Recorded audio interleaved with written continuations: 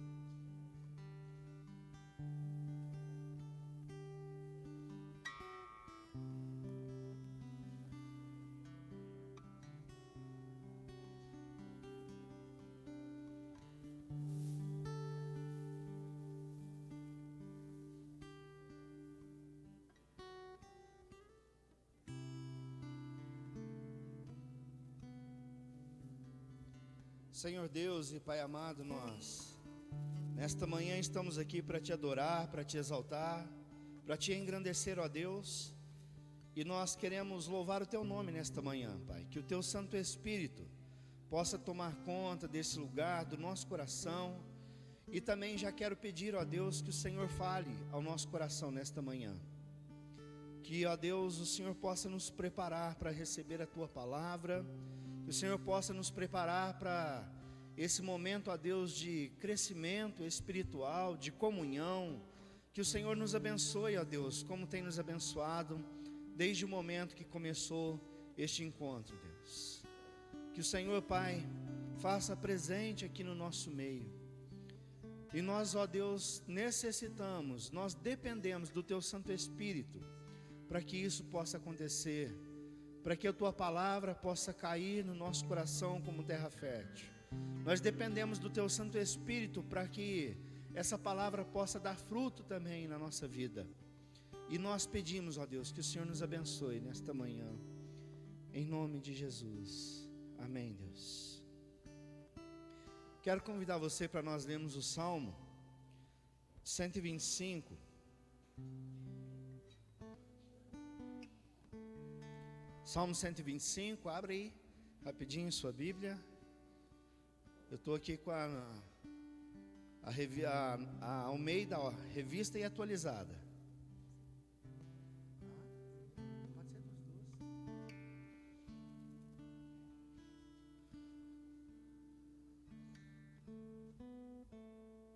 Quem está com a minha versão aí, Almeida, revista e atualizada, me ajude a ler aí bem forte, hein? Vamos lá, pessoal. O mesmo pique que estava ontem, hein? Vamos lá, todos juntos? Os que confiam no Senhor são como montes de Sião, que não se abala, firme para sempre. Como em redor de Jerusalém estão os montes, assim o Senhor em derredor do seu povo, desde agora e para sempre. O certo dos ímpios não permanecerá sobre a sorte dos justos, para que o justo não estenda a mão à iniquidade. Faze o bem, Senhor, aos bons e aos retos de coração.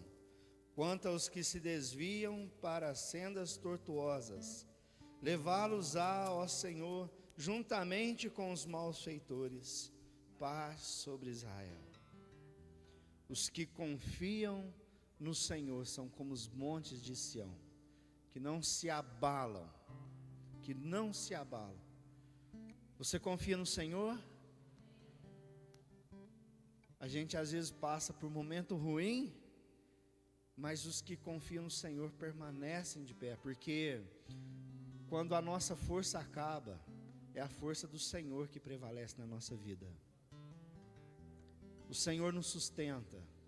O Senhor, Ele com a sua mão direita conduz a nossa vida.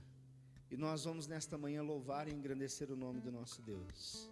O tema do nosso acampamento aí é ego transformado. E o versículo aí do nosso acampamento vocês já sabem, né? A maioria aqui sabe, outros não. João 3:30. O que está escrito aí?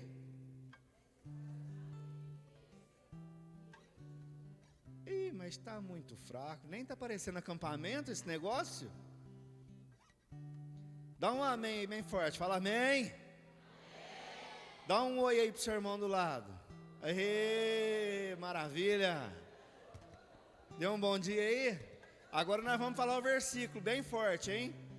É necessário que ele cresça e que eu diminua. Que o Senhor cresça nesse momento de louvor. Vamos louvar a Deus? Fique de pé.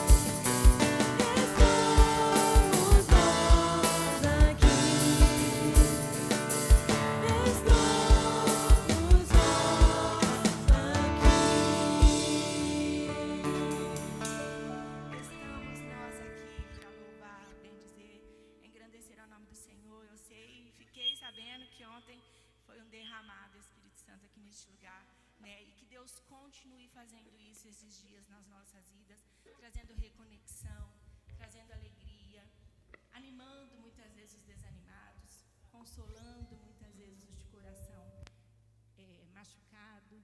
Que sejam dias de renovo no Senhor sobre as nossas vidas, amém?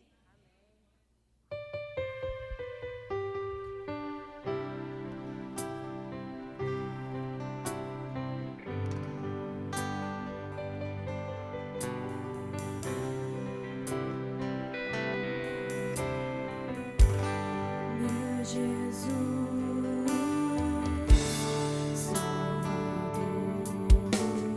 Outro igual não há.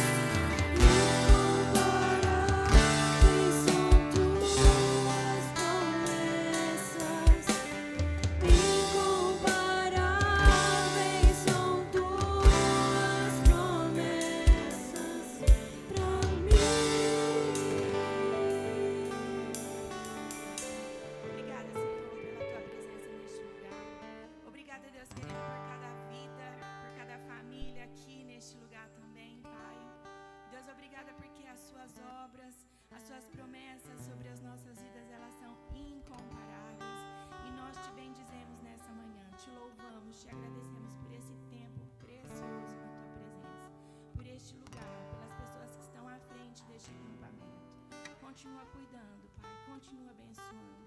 Ministra ao nosso coração, derrama mesmo o Teu Espírito Santo neste lugar. E venha renovando, venha transformando, venha cuidando da nossa mente e do nosso coração todos os dias, Deus. E que a nossa vida seja para a honra e a glória do Teu nome. Tudo que for contrário disso, Deus, que caia por terra em nome de Jesus. Abençoa, Senhor, essa palavra agora vinda aos nossos corações. Use o Teu filho, use o Teu servo. Abençoe a lição para as crianças. Cuida de nós, Pai. Fala conosco em nome de Jesus. Amém. Os irmãos podem se sentar.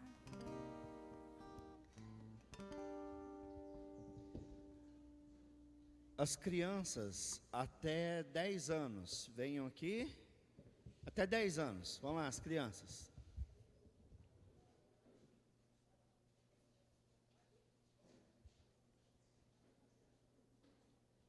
Cá. Venham. Até 10 anos. Vem, Anthony. Superman, vem.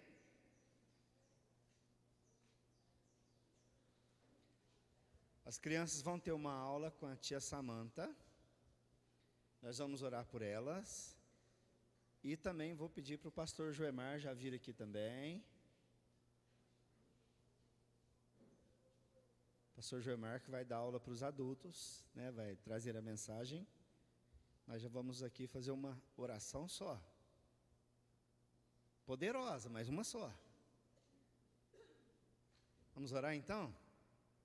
Pai, abençoa, Deus, a vida dessas crianças, que elas possam receber a sementinha da Tua palavra no coraçãozinho delas. Nesta manhã, abençoa a Samantha, que vai estar ministrando a aula. Abençoa também o pastor Joemar, que vai trazer essa mensagem para nós. Deus, que o Teu servo possa ser usado pelo Teu Santo Espírito para falar ao nosso coração. Em nome do Senhor Jesus. Amém. Podem ir com a tia Samantha aqui, ó. Tia Samantha. Vamos lá, acompanha a tia Samantha.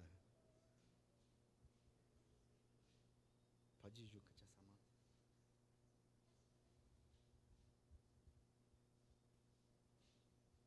Quer que mude aqui alguma coisa? Esse tambor também mancou. Se for raspar ele, cai. Quebrou uma rodinha. Fica mais quieto aqui.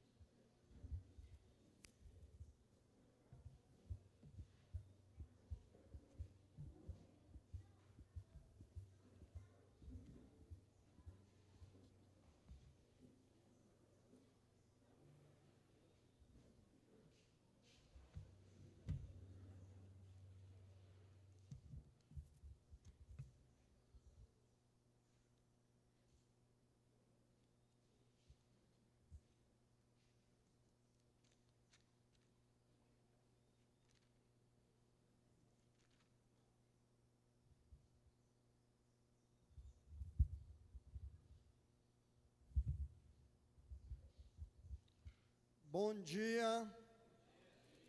Como é que vocês estão? Dormiram bem? Será, hein? Será, hein?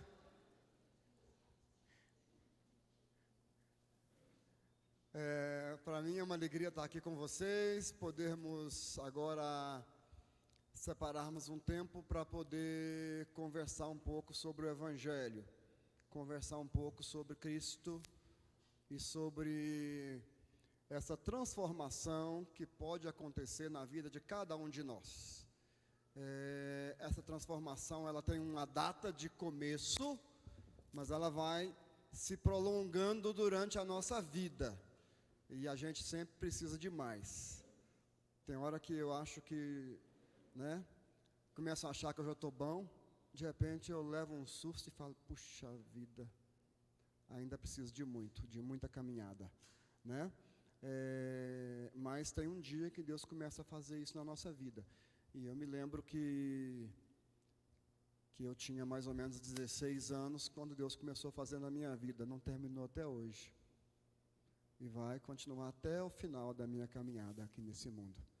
Quando eu chegar lá diante do Senhor, aí Ele vai falar, agora você está pronto. Mas essa transformação, ela começa. E a grande questão é, queremos que ela comece na nossa vida?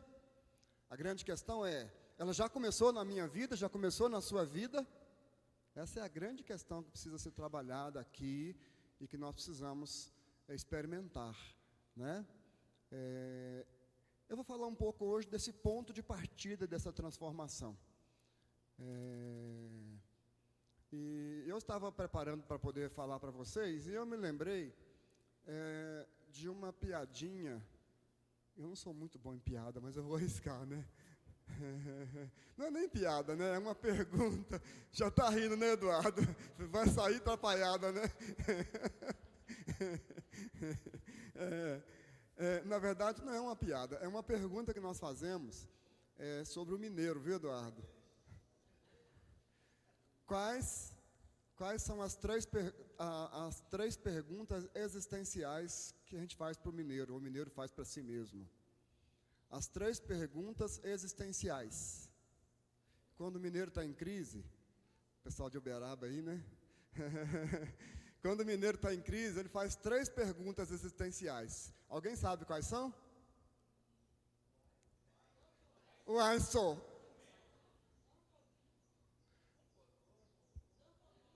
Dom Covim, Oncotô, Proncovô. Vocês sabiam disso? Né? Onde eu estou, de onde eu vim, onde eu estou e para onde eu vou. Mas, na verdade, o que eu quero ressaltar nessa manhã é essa pergunta, essa segunda pergunta: onde eu estou? O que eu estou fazendo aqui? Quem sou eu? Quem sou eu? Qual é o propósito da minha vida? O que eu estou fazendo nesse mundo? Né? E eu queria então chamar você para a gente conversar um pouquinho sobre isso. E eu escolhi um texto da Palavra de Deus que eu tenho quase certeza que a gente lê muito pouco. Todo mundo tem Bíblia? Como é que está aqui? Tem uma Bíblia, pelo menos. Quem não tem Bíblia vai assentar perto de quem tem Bíblia. Que eu queria, nesse primeiro momento, a gente fazer uma leitura bíblica, e eu queria que vocês fizessem juntos aí. Tá? Então, assim, os meninos que estão sem Bíblia aqui, vamos procurar alguém que tem Bíblia para vocês poderem sentar perto. Isso. Depois vocês voltem para cá, tá, meninos? Depois vocês voltem. Mas eles foram embora. Então, foram buscar a Bíblia.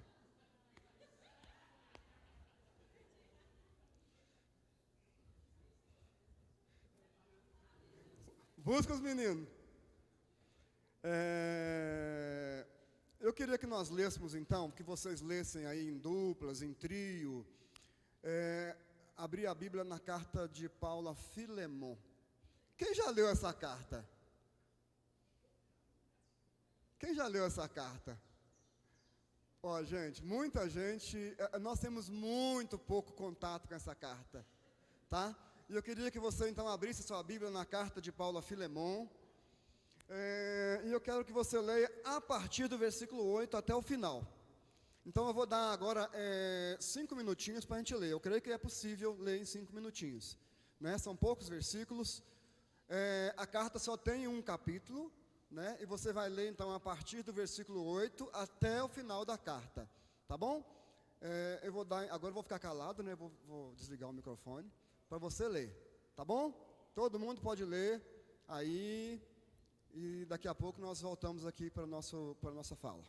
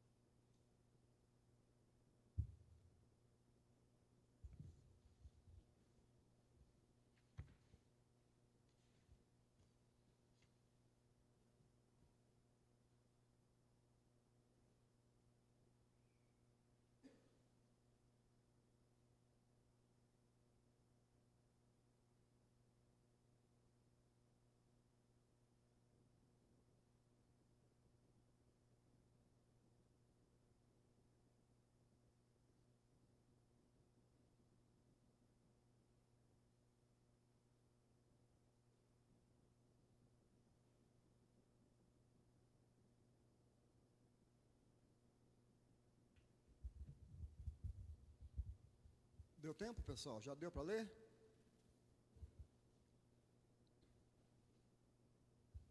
Ok. Nós queremos conversar um pouquinho sobre essa carta e rapidamente aqui eu quero fazer algumas perguntas, né? Quem está escrevendo a carta? O apóstolo Paulo. Ele está escrevendo para quem? Filemon. Provavelmente Paulo não conhecia pessoalmente a Filemon.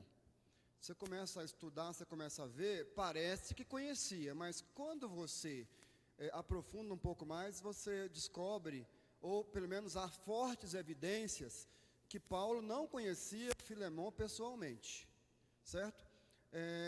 Filemon, ele era lá da igreja de onde? Alguém sabe? Alguém lembra? Provavelmente ele era da igreja de Colossos, lá de Colossenses, né, dos Colossenses, da igreja de Colossos, que foi uma igreja que foi fruto de um trabalho missionário de Paulo, mas não de Paulo diretamente.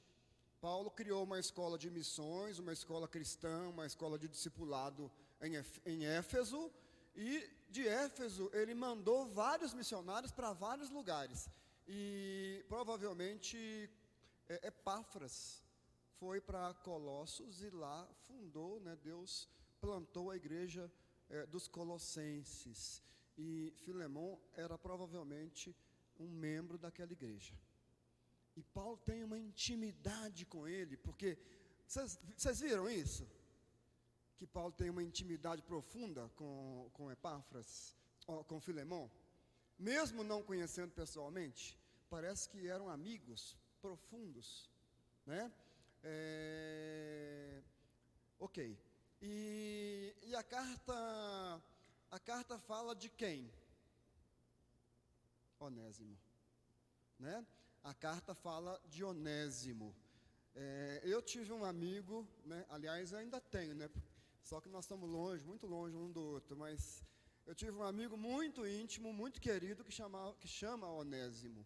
Faz tempo que nós não nos encontramos, deixei lá no interior de Minas, né? Mas Onésimo foi meu amigo. O primeiro contato que eu tive com esse nome, né? Foi com esse Onésimo. Depois eu falo, o nome dele é bíblico, né? O nome dele é daqui, né? Interessante. Então, o livro de Filemon é uma carta, alguns falam que é a carta mais pessoal que Paulo escreveu. Por que é pessoal? Porque Paulo está tratando de um interesse que é muito dele. Quando ele escreve para Tito, quando ele escreve para Timóteo, são cartas pessoais também, mas ele está falando de quê? Da igreja, está falando do povo de Deus, está falando de projetos missionários, está instruindo sobre como a igreja vai caminhar, né? Como a igreja vai caminhar. Mas Filemon é uma carta muito pessoal. Filemon é uma carta muito pessoal, né? E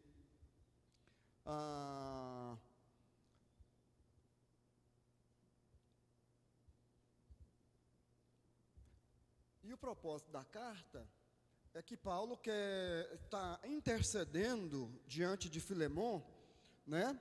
Sobre a questão de um escravo de Filemon que tinha fugido.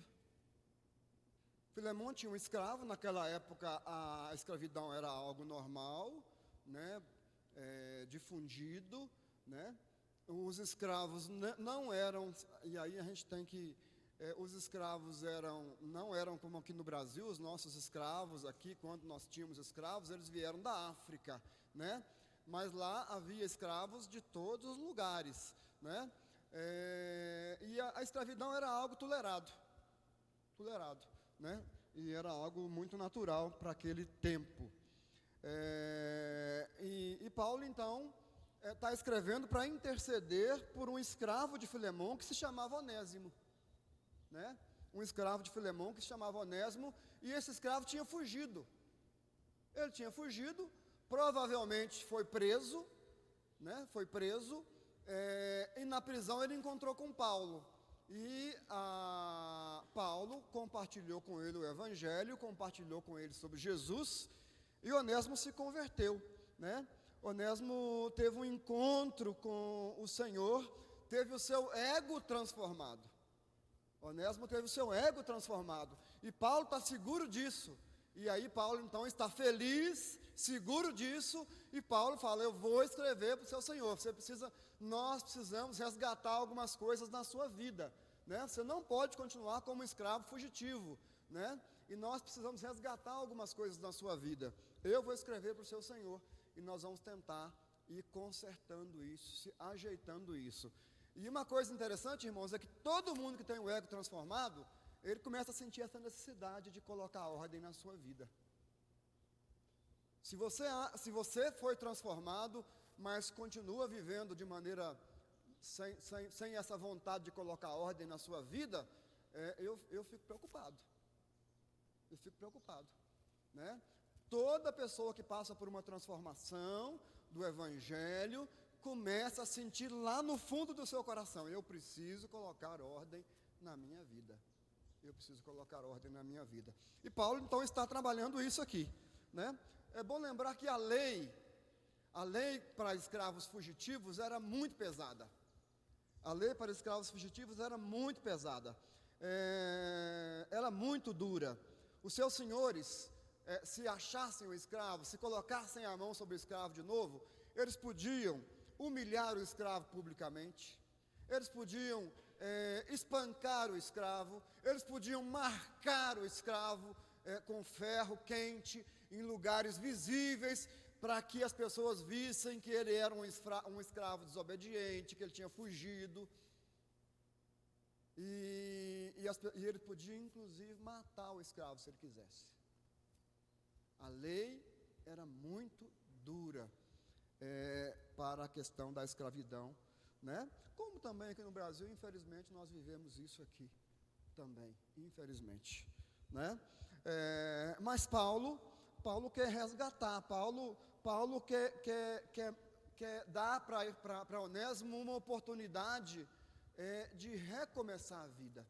E assim, é bom lembrar que, como escravo, ele já era escravo, ele só tinha um jeito dele resgatar isso do ponto de vista humano: ele ter a carta de alforria do seu patrão, do seu dono. Porque, ao contrário disso, mesmo depois do Evangelho, se ele continuasse fugitivo, ele ia sempre ser um escravo fugitivo. Não é o fato de ter convertido, de ter encontrado Cristo, que iria mudar a sua vida. Então Paulo quer resgatar isso, Paulo quer ajudá-lo. Olha, e assim, provavelmente ele tenha vivido boa parte da sua vida preocupado. Eu vou voltar nisso algumas vezes aqui hoje. Mas é alguém que não pode ser descoberto. Você já foi num lugar que você não podia ser descoberto?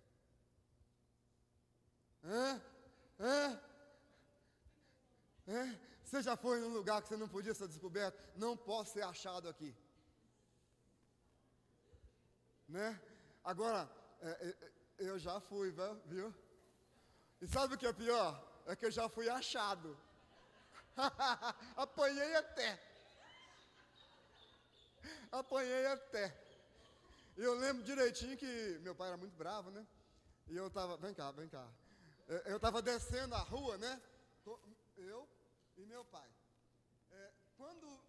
Esse aqui não vai dar certo, não, ele está muito careca aqui.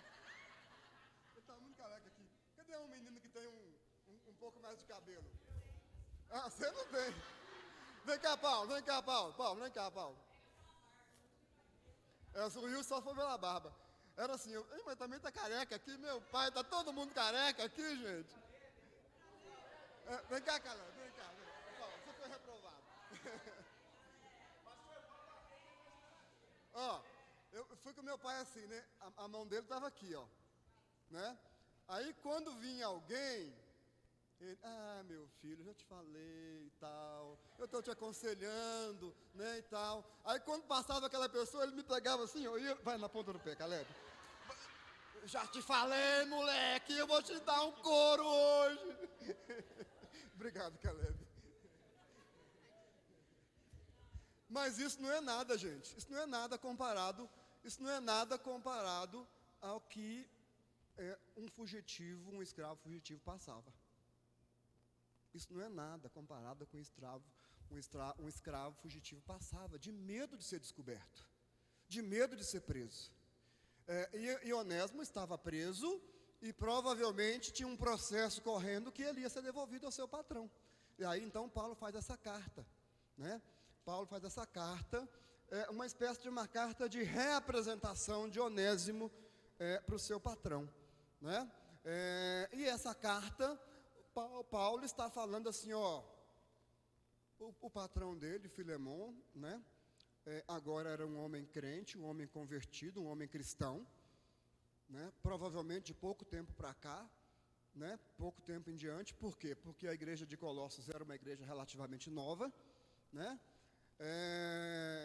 Então Paulo está escrevendo, reapresentando Onésimo. Olha, assim como você passou por uma transformação, o seu escravo também passou. Assim como você teve o seu ego transformado, o seu escravo também teve. E Paulo está reapresentando, né, Onésimo para Filemon. Esse é o sentido da carta, né? E nós então vamos conversar um pouquinho sobre isso nessa manhã. E eu desejo que o Senhor Deus fale ao nosso coração nessa manhã através dessa carta. A primeira coisa que me vem à mente, então, gente, já caminhando para umas questões mais do texto, quem era Onésimo antes do Evangelho? Quem era Onésimo antes de Cristo? Quem era Onésimo antes daquele encontro maravilhoso com Cristo? Né? Onésimo era um escravo, como eu já falei, né? Onésimo era um escravo, como eu já falei. No versículo 16, quem pode me ajudar aí? No versículo 16, quem pode me ajudar lendo? 1,16, né? É só um capítulo, né, gente? Então é 16. Quem pode?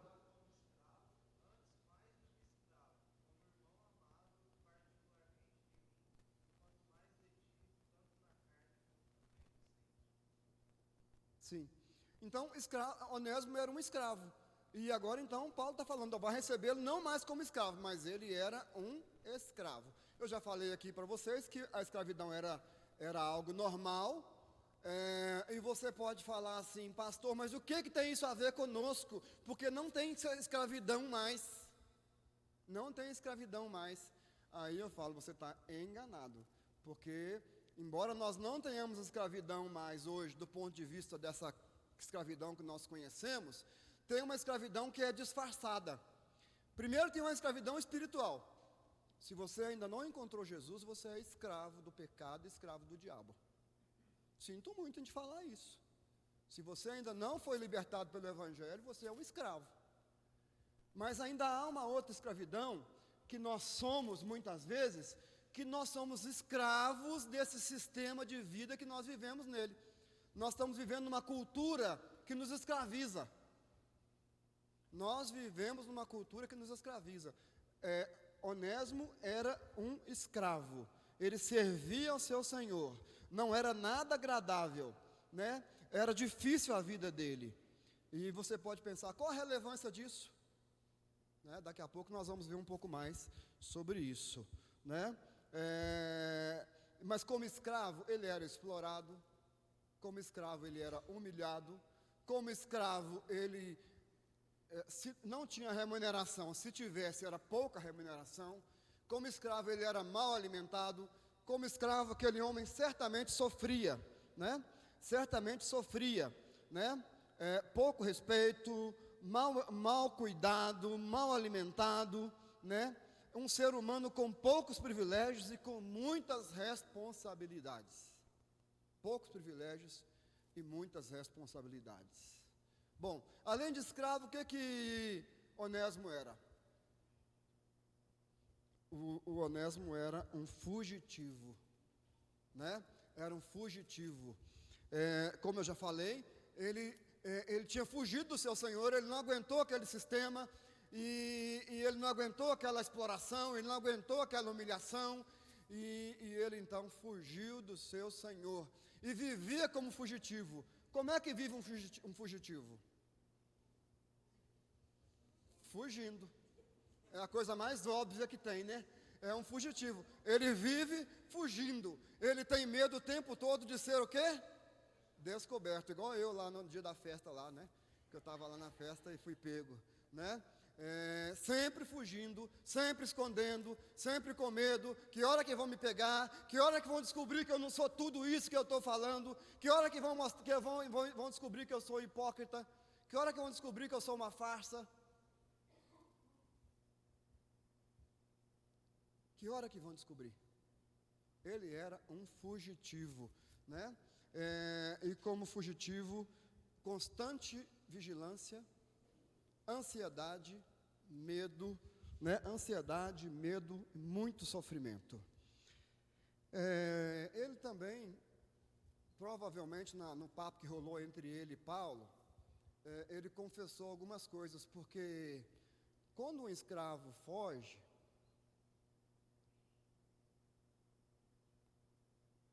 não sei se a gente pode generalizar isso, mas no caso de Onésimo, parece-nos que ele teve a oportunidade de tomar posse de alguns bens de Filemon. Parece-me que ele teve a oportunidade de tomar posse de alguns bens de Filemon. Olha o versículo 18 e 19. Quem pode ler para nós? Vamos ficar com a Bíblia aberta aí, gente. Ou então com o celular aberto, né? Vale também. Ó.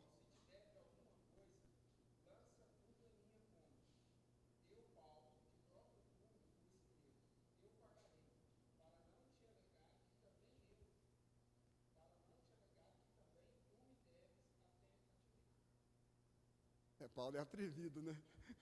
Paulo é atrevido. Nem tinha sido ele que tinha evangelizado Filemon, foi um discípulo dele, mas ele falou: você deve, não se esqueça que você deve a própria vida para mim, porque foi eu que te tirei das trevas, né? Através do meu trabalho que você saiu das trevas. Mas aí fica implícito o quê?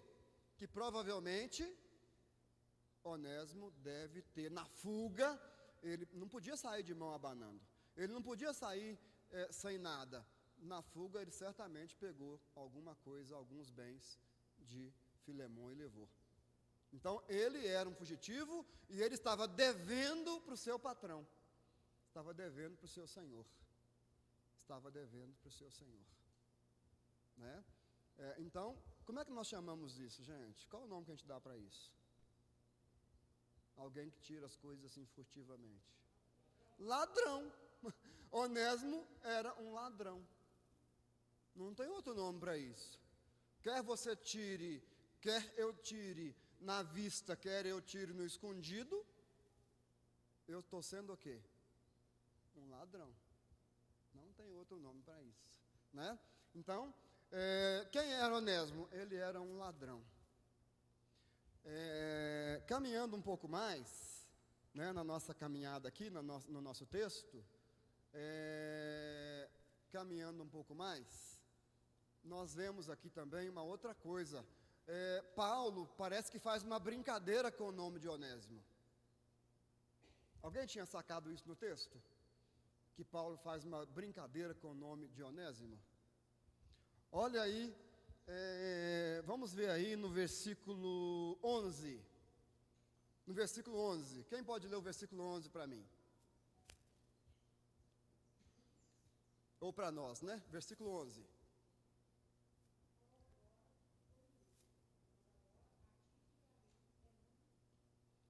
Outrora te foi inútil, mas agora para mim e para ti é útil. Alguém sabe, lembra do que eu estou falando? O nome de Onésimo significava útil. O nome de Onésimo significava útil.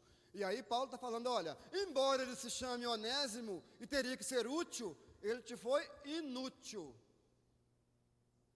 Te foi inútil. Então, quem era Onésimo antes de conhecer o Evangelho? Embora o seu nome fosse útil, ele era um inútil. Você tem ideia? Você tem ideia o que é alguém ter esse rótulo de inútil? Alguém já falou para você, você é um inútil?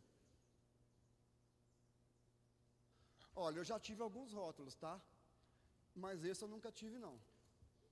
Eu até poderia compartilhar com você alguns que eu tive, a gente choraria junto aqui. Mas esse eu nunca tive, não. Mas eu não posso imaginar o que alguém ser chamado de inútil. Você é um inútil. E provavelmente Onésimo sofria com esse rótulo lá na casa de Filemon. Provavelmente Onésimo sofria com esse rótulo. Tinha-se uma expectativa de que ele fosse alguém produtivo, mas ele era um cara que dava trabalho. Sempre querendo fugir, não querendo cumprir as obrigações dele, não querendo fazer. Ah, pastor, mas ele era escravo. Olha bem, não pode pensar com a mente que você tem hoje. Nós temos que pensar isso com a mente lá de trás, onde a escravidão era algo natural. Se você for pensar isso com a mente de hoje, a gente não consegue trabalhar. Nós temos que fazer uma viagem no tempo e pensar com os valores e os princípios daquela cultura. Né? Então, Onésimo era rotulado como um inútil, né? E carregava o peso da inutilidade. Não tinha aquele senso de valor, não tinha aquele senso de propósito na vida. Qual é o propósito da vida? Onésimo não tinha. E aí é por isso que eu fiz as 3 perguntas existenciais do mineiro, né? Dom Covim, Oncotô, Proncovô, né? Quando Onésimo parava para pensar, Oncotô, né? Qual é o propósito da minha vida? O que eu estou fazendo aqui? O que vinha à mente dele? Provavelmente, olha, muitas vezes eu já ouvi que eu sou um inútil. Muitas vezes eu já ouvi que eu sou um cara sem propósito. Não dou conta de nada, fracasso nos meus projetos, fracasso nas minhas empreitadas. Onésimo sofria com esse problema. E eu creio que se a gente for parar para conversar aqui, talvez você não tenha recebido esse rótulo de inútil, mas tem outros rótulos que você já sofreu com eles, ou sofre com eles. Eu sofri com alguns rótulos. Na minha vida eu sofri com alguns rótulos. Custei para descobrir que eles eram mentira. Mas o Evangelho me fez descobrir que eles eram mentira. O Senhor Jesus na minha vida me fez descobrir que aqueles rótulos eram mentira, né? Então, Onésimo era conhecido como um cara inútil. Bom, vamos caminhar um pouco mais agora. Vamos pensar na gente? Vamos pensar em nós? Quem somos sem o Evangelho e sem Cristo? Ou quem éramos? Para alguns, quem éramos sem o Evangelho e sem Cristo? Para outros ainda, né? E talvez hoje seja o dia de você, quem sabe Deus trabalhar no seu coração, ou quem sabe nesse retiro o Senhor vai trabalhar no seu coração, te dando libertação, te dando uma nova vida, transformando o seu ego. Quem nós somos sem Jesus? Como está a nossa cabeça, nossa mente, nosso coração, quando nós pensamos que estamos sozinhos nesse mundo?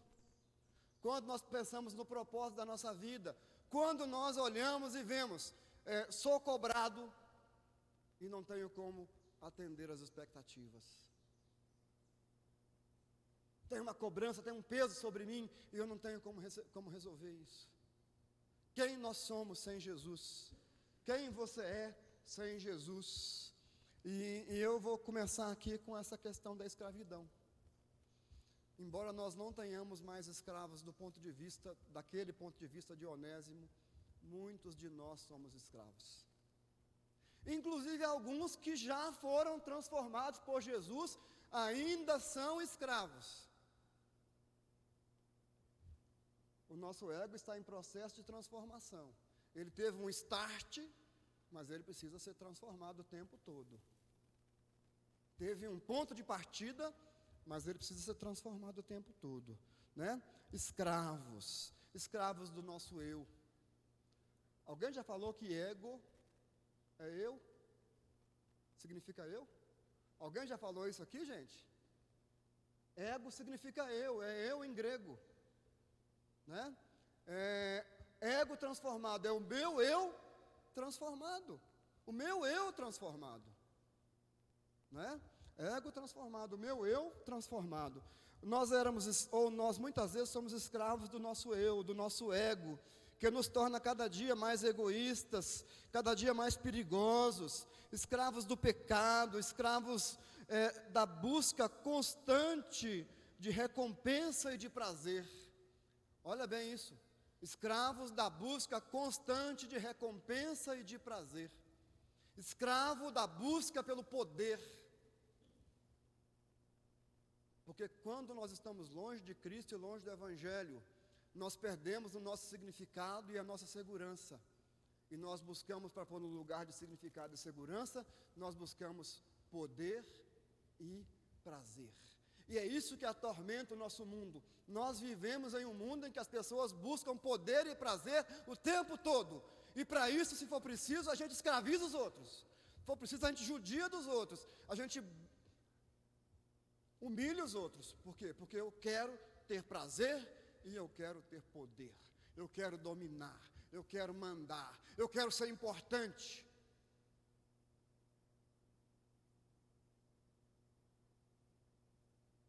A gente precisa pensar nisso, gente. Quem nós somos, né? E muitas vezes somos escravos do pecado. Para não falar que tem um tipo de escravidão que nos pega a todos. Vocês querem ver uma coisa? Nós somos escravos das grandes corporações. Nós somos escravos dos grandes fabricantes de celulares. Você comprou um celular, o outro já lança um celular mais novo que o seu e começa a colocar na sua cabeça. Você não está com nada com esse seu Samsungzinho velho. Você não está com nada com esse Samsungzinho seu aí, que isso não está com nada. Bom mesmo é o A20, o A30. Não é A não, né, gente? A20 é o meu, gente. É o S, né? É o S20, S20 e tantos, né? E aí você vai lá, com dificuldade, e financia um, e vai pagando aquele trem a vida inteira. Quando você termina de pagar, aquilo não vale mais nada, e já lançaram o outro, e você vai sendo escravo. Hein? Não. Inclusive, tem uma coisa chamada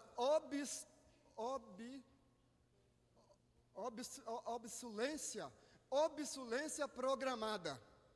Quando a Samsung, ou quando a fabricante de carro, ou quando a fabricante não sei mais de que, de tecnologia, vende um produto, ele já está pesquisando um outro muito mais moderno do que aquele que você está comprando. A modernidade daquele produto, ela é programada. Daí 6 meses ele já vai estar desatualizado. E aí você vai lá com aquelas correntes pesadas, né? Qual o seu CPF? Aí você dá o CPF lá e eles te dão um carnê. Ou então você põe o seu cartãozinho lá, 36 parcelas, 48 parcelas. E você se torna um escravo das corporações, porque você quer ser alguém. Como é que eu vou mostrar o meu celular? E a roupa? E a roupa, gente?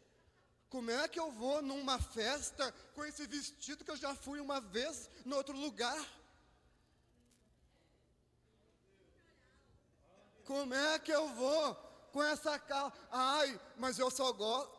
E aí eu vou confessar um fraco meu, né?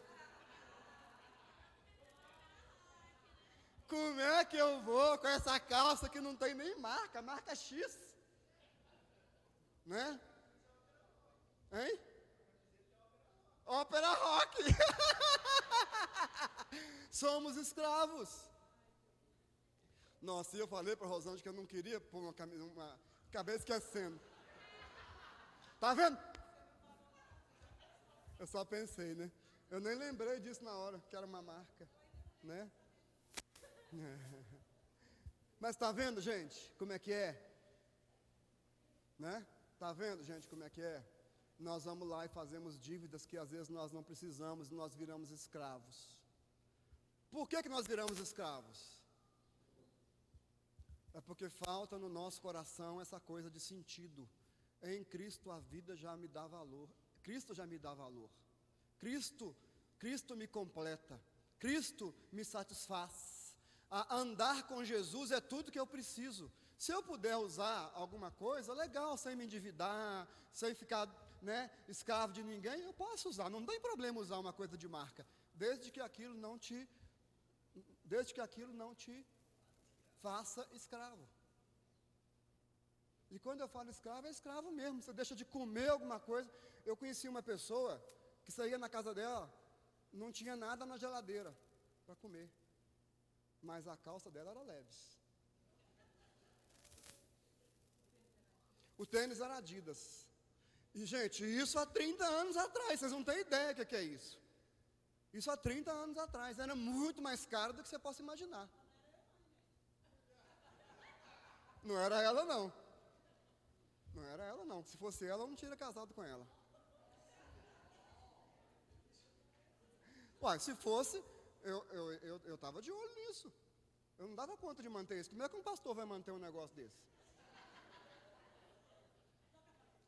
Vamos tocar para frente? Até que toca. Toca para frente. Vamos tocar para frente. Mas, gente, está fazendo sentido? Quem nós somos sem Jesus? Nós somos escravos muitas vezes. Escravo do pecado, escravo do nosso ego, do nosso eu, escravo dessa busca de significado, e nos tornamos escravos das grandes corporações que nos exploram. Nos exploram. Tem escravidão hoje? Tem. Só que ela é disfarçada. Ela é disfarçada, a gente tem que abrir o olho. Né?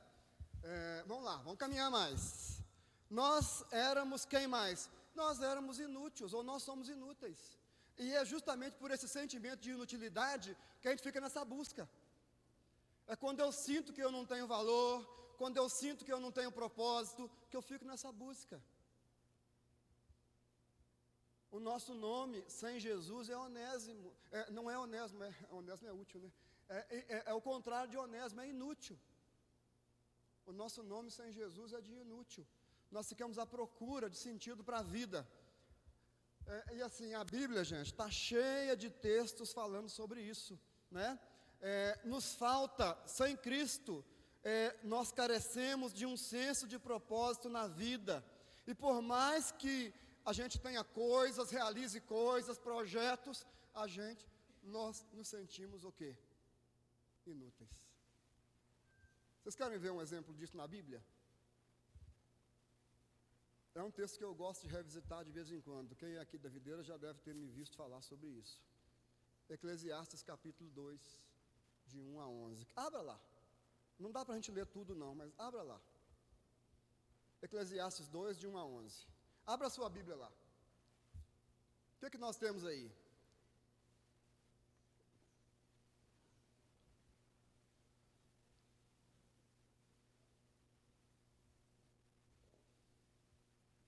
O que nós temos aí? Primeiro, quem que é o personagem aí? Salomão. E Salomão está falando de quê aí? Ele está falando das grandes conquistas dele.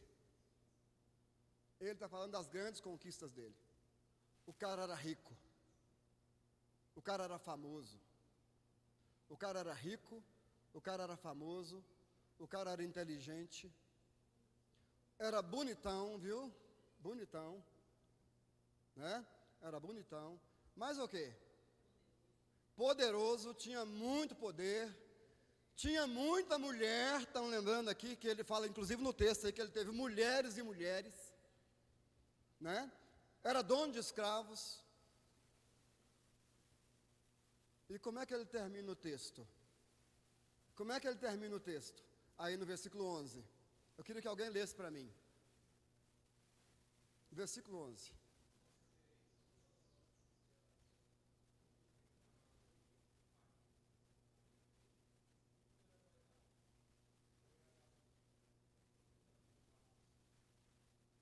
Olha bem, gente, E é bom lembrar que Salomão está fazendo uma análise existencial da vida aí. Quando ele fala, porque o livro de Eclesiastes, Salomão faz uma análise da vida e ele fala que é uma análise da vida debaixo do sol. E debaixo do sol ou debaixo do céu, para alguns intérpretes biblistas, ele está falando assim, ó, a parte de Deus. Quando eu não levo em conta a Deus na minha vida, quando o homem não tem um encontro com Deus, não tem um senso de propósito que Deus nos dá através do Evangelho, quando o cara perde isso, ele pode ter tudo, que ele vai terminar a vida pensando como Salomão. O que ele está dizendo aí? Eu parei para considerar tudo que o meu braço havia feito, tudo que eu havia conquistado, e era tudo correr atrás do vento. Era tudo vaidade. Era tudo vaidade. Era tudo nulidade. E é por isso que a gente às vezes sofre com isso. Tá? A gente sofre com isso. O dia que eu comprar a minha casa nova, eu vou ser feliz. Aí quando você compra a sua casa, começa a pagar aquele carnezão lá, né? Aí você começa a lembrar que tem umas casas muito melhores do que a sua, e você tem que reformar a sua casa. E vai por aí afora, né? O celular também, tá? O dia que você compra qual lá, o famoso lá, o iPhone, daí a pouco já tem um iPhone não sei o que lá. E aí você está de novo, né, perdido. É esse senso de nulidade, né? De inutilidade da vida. De inutilidade da vida. Bom, quem nós somos? Olha bem, eu creio que nós não somos ladrões, no sentido de sermos rotulados ladrões. Certo? Mas nós temos outros pecados, cometemos outros pecados. O fato é que lidamos e lutamos contra o pecado o tempo todo na nossa vida, né? Que pecados você lida diariamente? Eu sei que você, né? Eu não posso falar assim, nós somos ladrões, mas nós lidamos com outras dificuldades. Se nós não somos ladrões, nós lidamos com outras dificuldades. Que pecados você lida diariamente? Como você lida com eles fora de Cristo? Muitas vezes nós nos sentimos perdedores e de novo nos sentimos escravos. E às vezes até ladrões mesmo. Não no sentido econômico, mas ladrões de alguma coisa do outro. Da honra do outro, do nome do outro. Né? A gente precisa pensar nisso, refletir sobre isso. A gente peca muitas vezes por causa dessas questões, né? E nós somos fugitivos. Nós somos fugitivos. A pessoa sem Cristo é uma fugitiva. Fugimos da presença de Deus, não gostamos do Evangelho, não gostamos do Evangelho. Não gostamos do Evangelho, né? Sem Jesus nós não gostamos do Evangelho. Nós fugimos da luz, fugimos de todo ambiente, né? Em todo ambiente ou meio, né? Ambiente ou meio que quer nos levar para perto da luz e para perto de Jesus. Nós corremos disso. Sabe, quando você está na sua casa e que você já é cristão às vezes, né? E lembra que não leu a Bíblia aquele dia ou aquela semana e você se sente culpado? É justamente por isso, porque nós fugimos da luz. Mesmo às vezes quando nós somos cristãos, às vezes nós lutamos com isso. Nós somos fugitivos. E nós precisamos ter o nosso ego transformado. Fugimos do serviço do Senhor, fugimos dos trabalhos da igreja, fugimos da casa do Senhor, fugimos da adoração, não vemos sentido nisso. Fugimos da evangelização, de compartilhar a fé com o nosso próximo. Nós somos fugitivos. Somos fugitivos. Caminhando um pouco mais, gente. Podemos caminhar um pouco mais? Vamos voltar aqui agora para o texto de Filemão. Então nós já vimos quem era Onésimo e já vimos quem nós somos sem Jesus. Quem nós somos sem Jesus. Agora a pergunta é: o que Jesus e o Evangelho operou na vida de Onésimo? O que Jesus e o Evangelho operaram na vida de Onésimo? Vamos lá? Vamos responder isso? Onésimo teve o seu ego transformado. Aleluia! Amém? Onésimo teve o seu ego transformado. Deus o jogou na prisão, parecia que estava tudo perdido, fui pego, me pegaram, me jogaram na prisão, vão me devolver para o meu patrão, eu não sei o que vai acontecer comigo, só que lá na prisão, o Senhor Deus faz o encontro de Onésimo com quem? Com Paulo. E encontrando com Paulo, ele encontrou com quem? Encontrou com Cristo e com o Evangelho. Encontrou com Cristo e com o Evangelho. Encontrou com a boa notícia da salvação. Encontrou com aquilo que vai trazer sentido para a nossa vida, sentido para a nossa história. E foi isso que aconteceu com Onésimo. Quando parecia tudo perdido, quando parecia que a noite era noite de trevas, glória a Deus, amém? Vamos ver o que aconteceu então, rapidamente. Vamos lá. Não tão rápido, né, gente? No versículo 10. O que nós vemos aí no versículo 10? Versículo 10. Me ajudem aí, gente. Bíblia aberta aí, versículo 10. Não quero. Vamos estar aqui comigo, ó.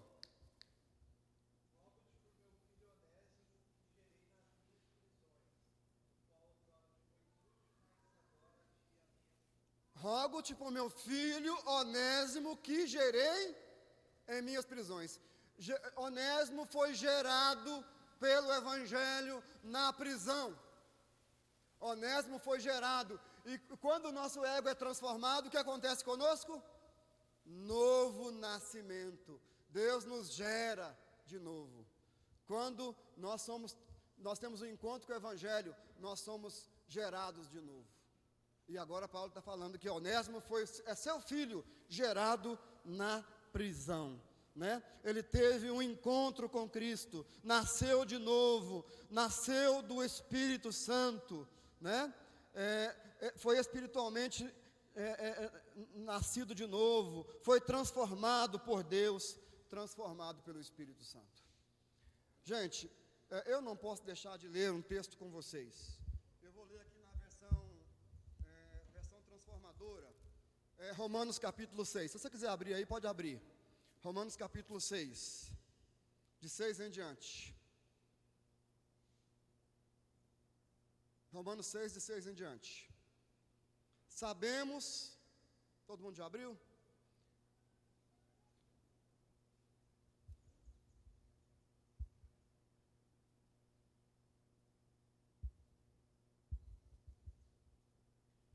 Sabemos que a nossa velha natureza humana foi crucificada com Cristo, para que o pecado não tivesse mais poder sobre a nossa vida, e dele deixássemos de ser escravos. Escravos de quê?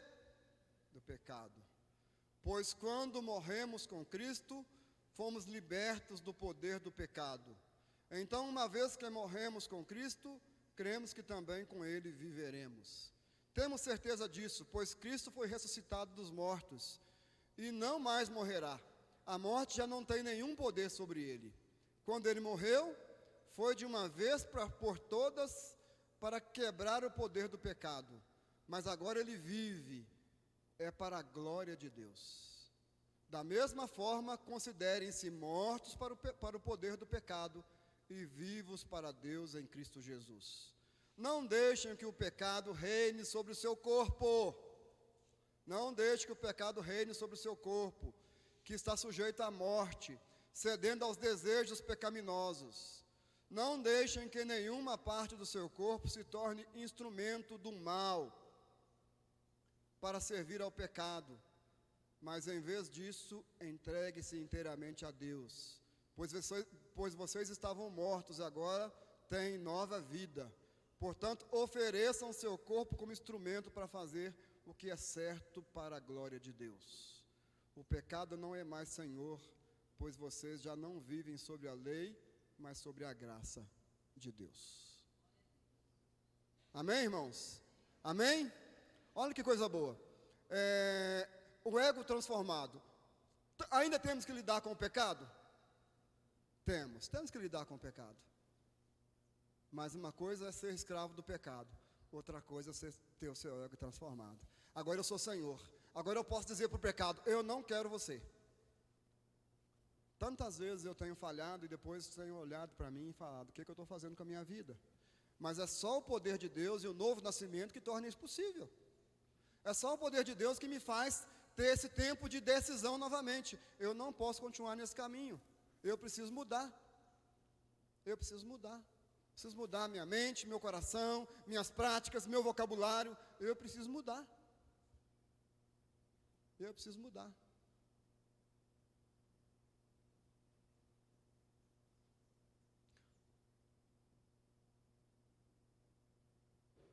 Né?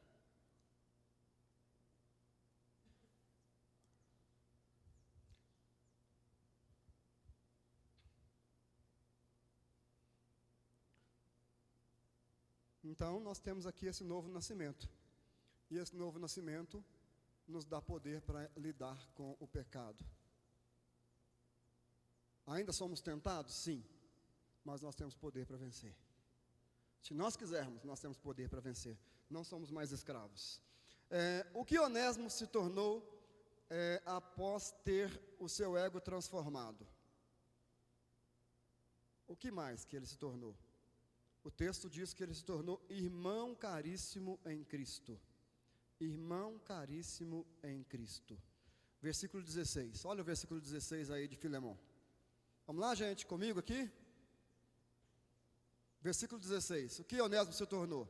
Se tornou irmão caríssimo em Cristo. Acharam aí? Versículo 16. Irmão caríssimo em Cristo. Tanto para Paulo quanto para Filemão, né? Ele se tornou irmão caríssimo. Ele não é mais escravo. E Paulo fala para Filemão: ele não é mais seu escravo, agora ele é seu irmão caríssimo.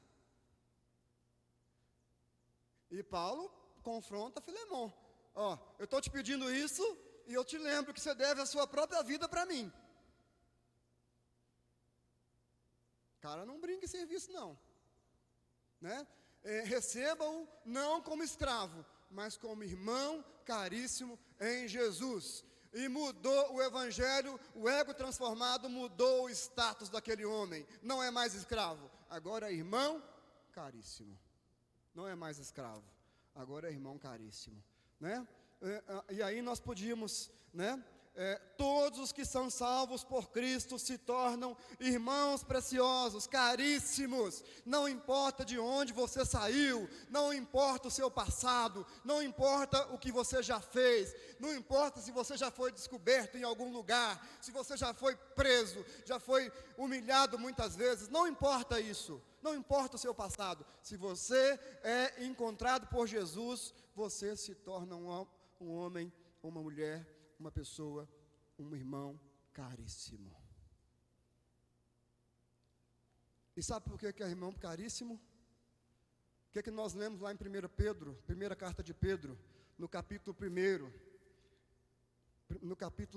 versículos 18 e 19.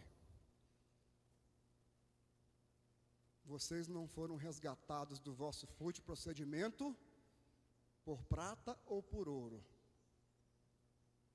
mas pelo precioso sangue de Jesus. O que me torna irmão caríssimo não é dinheiro, não é grana, não é poder. O que me torna irmão caríssimo é o sangue precioso de Jesus que foi derramado lá na cruz do Calvário. Naquele sangue precioso há poder. E ele transforma o nosso status de escravos para irmãos caríssimos. Foi isso que aconteceu com Onésimo. Foi isso que aconteceu com Onésimo. Mas o que, gente? Mas o que aconteceu com Onésimo? Ele foi perdoado. Ele foi perdoado. Versículo 18. Quem está com 18 aí, aberto? Verso 18. Versículo 18 de Filemão.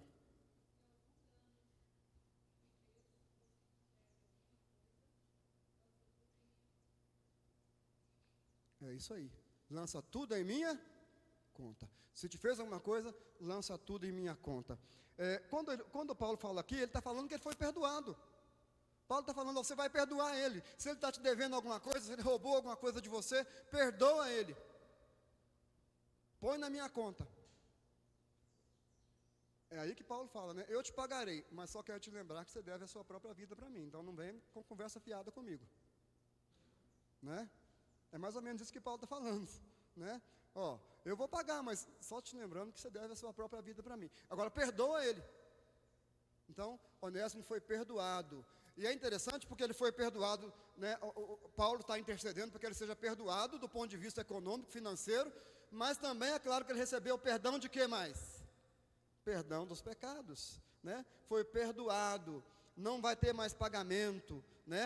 A ênfase aqui é tanto nessa questão do perdão, daquela dívida que ele tinha com o patrão, porque ele roubou o patrão, provavelmente, mas também é uma ênfase de perdão no sentido de que o Evangelho nos deixa quites com o Senhor. Quando eu creio em Jesus, a minha dívida é paga e o Evangelho me deixa quites com o Senhor, não há mais dívida. Mesmo quando eu falho, não há mais dívida, porque aquele sangue precioso foi derramado por mim e por você. Mesmo quando lutamos com o pecado, mesmo quando lutamos com aquelas coisas que às vezes não saem da nossa mente, se eu estou em Cristo, eu estou perdoado, e eu tenho força para vencer, e força para reconstruir a minha vida e a minha história, né? Mas a coisa mais bonita que eu vejo aqui, é que Onésimo foi transformado de um inútil, para um útil, né? Onésimo foi transformado de uma pessoa inútil, para um útil, né? Que mudança maravilhosa, qual que é a importância disso? Era uma pessoa difícil, não correspondia ao seu nome, não correspondiam às expectativas, as pessoas chamavam, Onésimo, vem cá, você é útil, e ele, né? Não estou afim de trabalhar, não estou afim, cansei de trabalhar de graça, quem trabalha de graça, relógio, né? Cansei, né? Mas ele foi transformado, né? Foi transformado, ele tinha uma natureza de rebeldia, que o levou a tomar decisões de fugir, né, uma péssima decisão, mas agora ele se foi transformado. Em Cristo ele se tornou útil. Aqui nós temos uma das grandes transformações que Cristo opera na vida do cristão. Cristo nos devolve um senso de propósito para a vida, uma convicção de termos uma vocação, um chamado especial de servir ao Senhor Deus no mundo. E é isso que Paulo fala lá em Romanos capítulo 6. Lá em Romanos capítulo 6, o texto que eu li, Paulo trabalha isso, né? Agora vocês têm uma nova vida para a glória de Deus. E gente, a coisa mais importante é a gente saber disso. Saber que agora nós vivemos para quem? Eu não vivo para mim mesmo, mas eu vivo para Deus. Eu vivo para a glória de Deus. Eu vivo para a glória de Deus. Sabe, gente, eu tenho conversado com muitos jovens, e uma das questões que mais aparecem nas conversas é, qual que é o sentido da vida? Qual que é o meu senso de propósito? Para que eu estou aqui? O que eu estou fazendo nesse mundo? Né? E quando nós conduzimos a nossa vida de acordo com o nosso ego antigo, nosso ego sem Jesus, o sentido da vida é buscar poder e prazer, é dominar o outro, é ser popular, é escravizar o outro, é ter prazer, é ter recompensa. Mas quando nós encontramos Jesus, o sentido da vida muda. O sentido da vida muda. E é isso que aconteceu com Onésimo. Agora você não é mais inútil, você é um útil, né?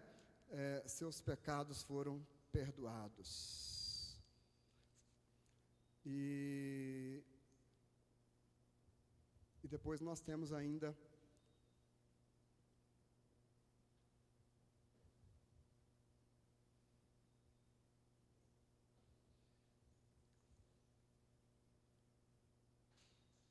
só voltando aqui, né? Onésimo também era assim. Era alguém que não tinha esse sentido, mas ele foi contagiado pelo bom contágio do Evangelho de Cristo. A boa notícia do Evangelho chegou até ele e o transformou seu ego.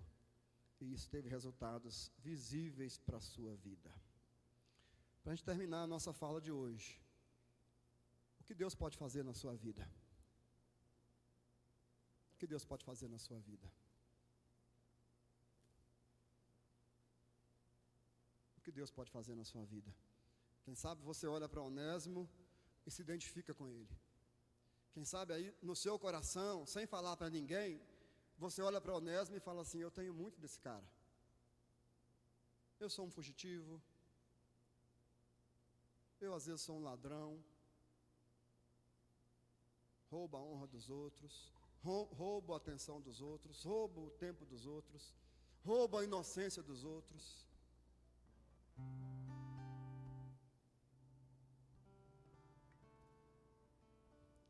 O que Deus pode fazer na sua vida?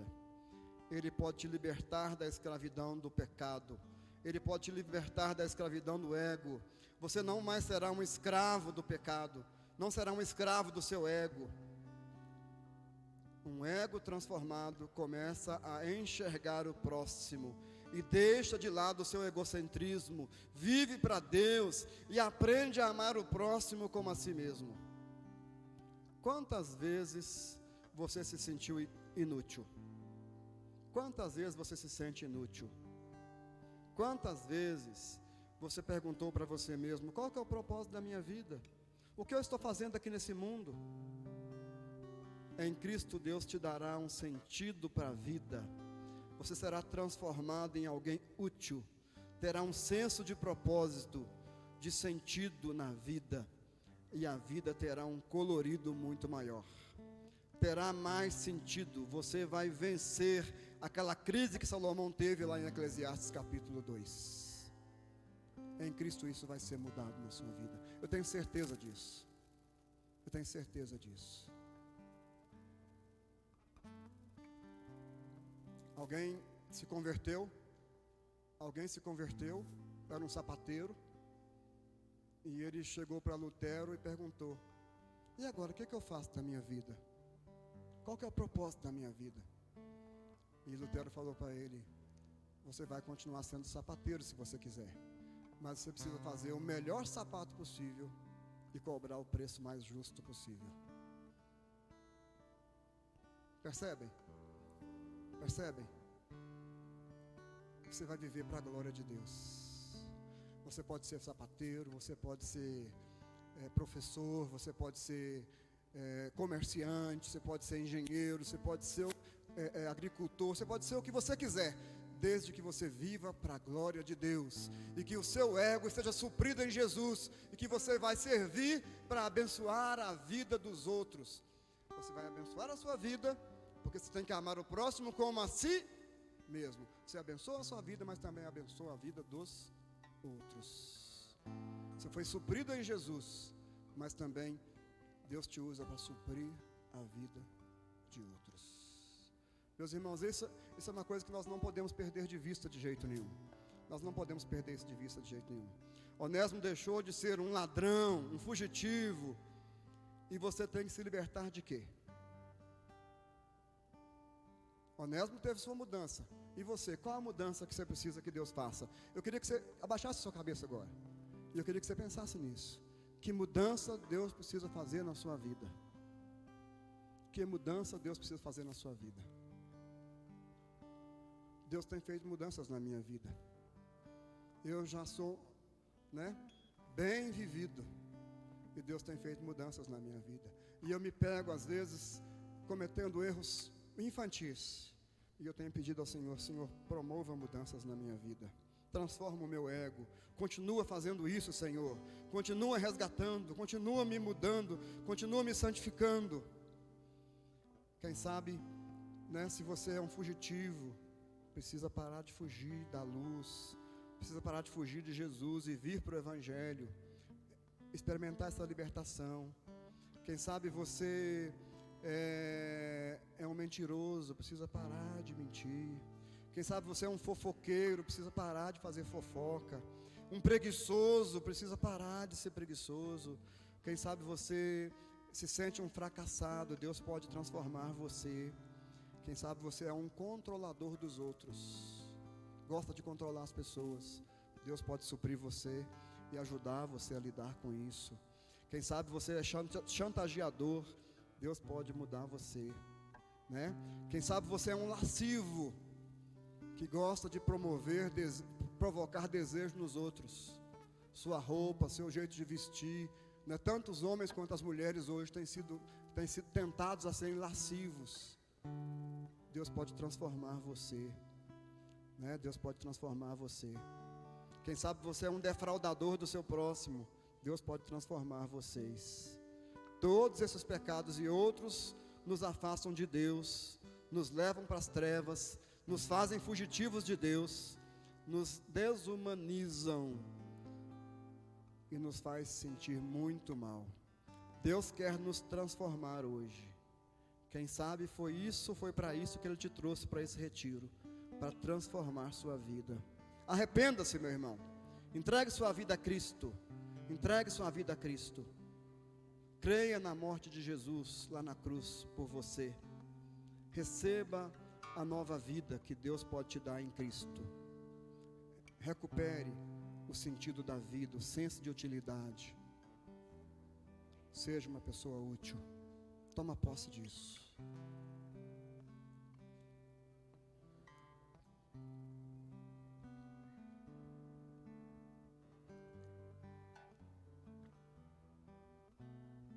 Obrigado, Senhor, por essa manhã e obrigado pela Tua palavra. Que essa carta de Filemon, que nos fala das transformações que o Senhor fez na vida de Onésimo, possa nos desafiar. Uma carta simples, uma carta que não chama muita atenção, mas que tem uma mensagem maravilhosa e atual para as nossas vidas. Transforma a nossa vida hoje, Senhor. Se tem alguém aqui hoje que quer que o Senhor transforme a sua vida, alguém que quer ser perdoado, alguém que quer nascer de novo hoje aqui, eu quero te pedir que o Senhor trabalhe no seu coração. Quero pedir que o Senhor abençoe essa vida, em nome do Senhor Jesus. Amém, Senhor.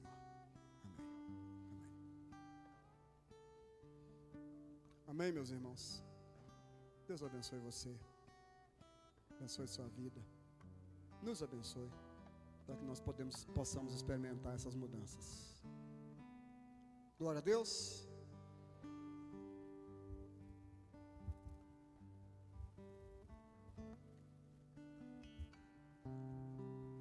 Se alguém foi tocado por essa palavra, tem sido tocado ontem aqui, e quiser conversar um pouquinho, eu vou estar aqui hoje, né, para o almoço.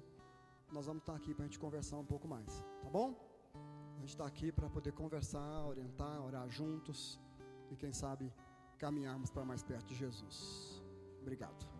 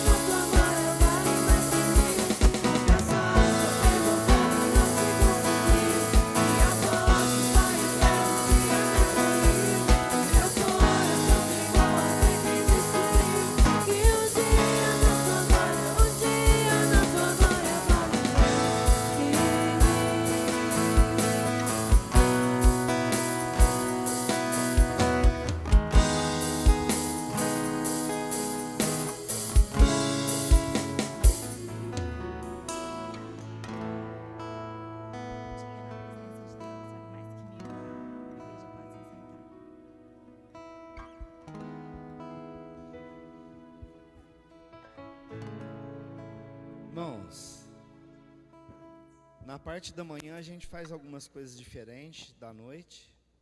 E daqui a pouquinho eu vou explicar, não saia. Mas nós precisamos dar uns recados aqui, porque senão depois vocês vão dispersar e a gente não consegue reunir de novo mais. Ok? Da limpeza, a Isabela está pedindo aqui para dar um reforço aí. Hoje é a equipe branca, né? É isso mesmo? Então, a equipe branca, vocês foram premiados hoje para fazer a limpeza. E a Isabela está pedindo para reforçar assim que está terrível. Os banheiros, os lixos, tem que recolher. O pessoal faz isso geralmente. Vem cá.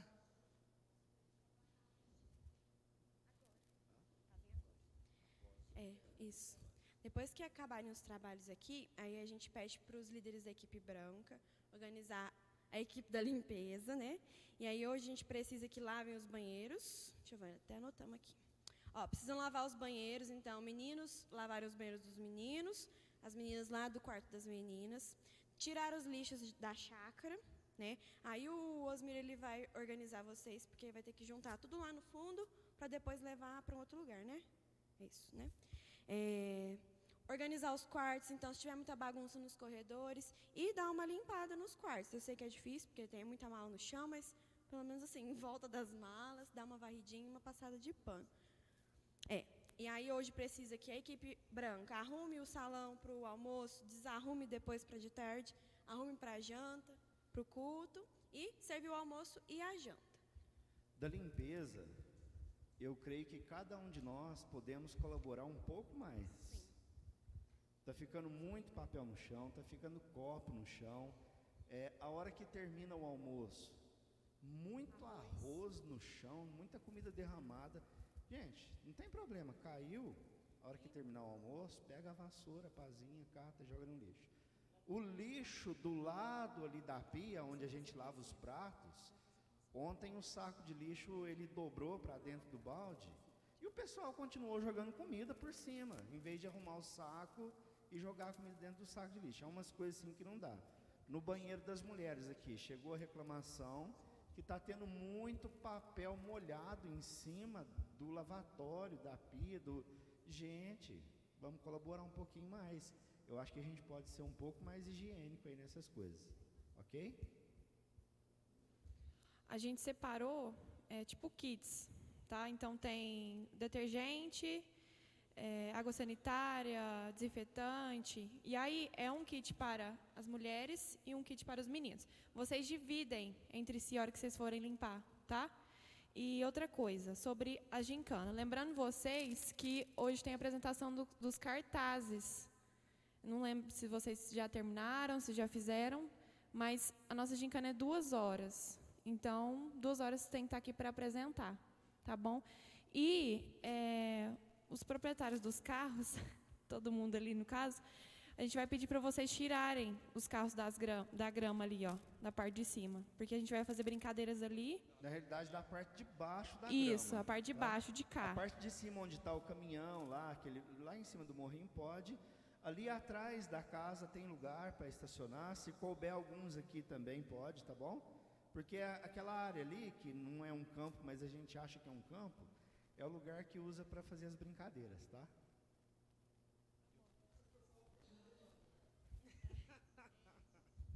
Pessoal, teve muita gente que chegou hoje.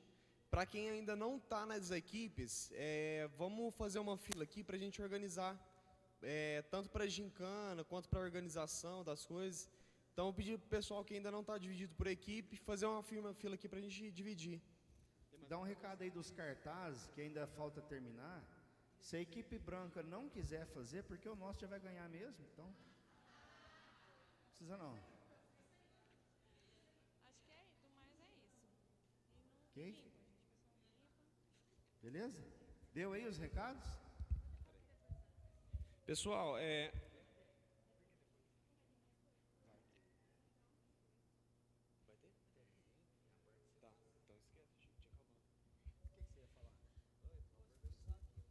Tá.